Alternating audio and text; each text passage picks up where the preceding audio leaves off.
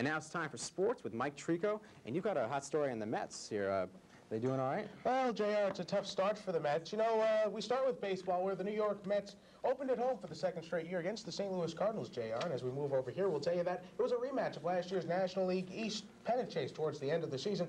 Well, if you remember the opener last year, the Mets lost to the Cardinals in 13 innings by the score of 5-4. Well, today, the Mets came up losers again in their opener, losing to St. Louis in extra frames. We go to Shea Stadium on a beautiful day and a sold-out crowd for this one. They've been sold out for a month, as a matter of fact, and the Mets got off to a good start, as you'll see in a second. Tim Tuffle with the sacrifice fly to right field. It brings in the run, scored by Ray Knight, and it was 1-0 for the Mets in the second inning. We go to the seventh inning. Watch this play. It's an exciting one. A pop-up to short left field. Shortstop Rafael Santana will go back for it, and he says, I got it. He loses it in the sun, but George Foster there to help out with some teamwork. Foster will catch this fly ball from Willie McGee. Unfortunately for Met fans, it scores Ozzie Smith, and the Cards take a 2-1 lead. We go to the ninth, where Darryl Strawberry rips a single to left center field. That'll bring home Wally Backman, and the Bacon comes home, and we're even at 2. But in the 13th, tied at 2, this ground ball through the legs of Howard Johnson, one of 4 St. Louis runs. The Cardinals go on to win it 6-2 over the Mets. The New Yorkers now have lost for the 3rd straight time. Only 4 hits for the Mets in that one. Bruce Perenni picks up the loss. Elsewhere in baseball this afternoon, the American League scores were there quick. You didn't see them, though. Toronto lost their opener to Baltimore 2-1. Boston trounced by Kansas City by the score of 8-2. And going on right now, Texas leads Milwaukee 3-0 in the 5th. Well, the Syracuse Chiefs stay in Virginia tonight, and the Southern hospitality's been mighty nice to Doug Alt's ball club thus far. The Tribe sweeping the curtain-lifting series over Tidewater, and now it's to Richmond, where Luis Leal is pitching, and in the 3rd inning, the Braves and the Chiefs, that game is scoreless. Also in baseball, former Los Angeles and Brooklyn Dodger pitching ace Johnny Padres in stable condition in a hospital in Glens Falls, New York. The 55-year-old Padres suffered a heart attack in Glen Falls back on Thursday. And speaking of legends, yesterday in golf, the greatest golfer of our time silenced his critics. They've been saying for a long time that Jack Nicklaus is just too old and he should stop golfing before he embarrasses himself. Well, the man they call the Golden Bear hadn't won a tournament in 2 years until yesterday, when the Bear came out of hibernation. Jack Nicklaus winning the 50th edition of the Masters. Jack played well. He shot 1 under par on the front 9, but exploded on the back 9, starting with this eagle on number 11, and he knew his putter was working well.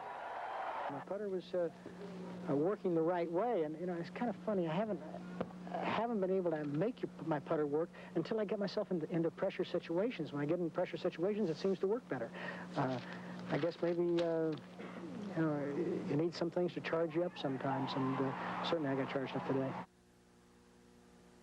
Well, Jack did keep it going on the green, sinking putt after putt, and on his way to a 30 on the back 9, and a memorable title for the Golden Bear. Had, you know, great thrills at Augusta, and great thrills of winning the Masters, but today I've never finished any of them off like I finished this one off, and I just, you know, I don't know whether I'll ever do it or not, but frankly, right now I don't care. Jack Nicklaus winning his 20th major championship. Well, with one of the golf championships out of the way, the golf, we go to the NHL and the NBA, I should say, where they're in the process of deciding their championships. Yesterday in the NHL, the Rangers and St. Louis Blues both had the chance to eliminate the favored clubs they were playing against in the NHL playoffs, and they had the chance to do it at home. The Rangers had the crazy Madison Square Garden fans behind them, and they got off to the early start, as we'll see from first period action. Madison Square Garden last night. Mike Ridley, the good play, centers it to Pierre LaRouche, and the Rangers took the 1-0 lead. But the team from Philadelphia came on. The Flyers scored twice in the first period. Peter Zezel gets the first of the 3-goal hat trick right here, and the Flyers took a 2-1 lead. In the second, it was good night Rangers. Tim Kerr down the right wing fires one past John Van Beesbrook to make it 3-1, and just 31 seconds later, the Flyers took a 4-1 lead as Peter Zezel scored.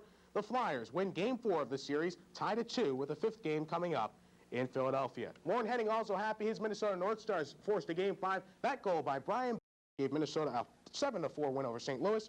Those teams are tied at 2, and both the North Stars and Flyers can eliminate the St. Louis and Broad Street Blues at home on Tuesday night. Finally, the NBA playoffs start Thursday. One final note, Dom Perno, the head basketball coach at UConn, has said, I've had enough.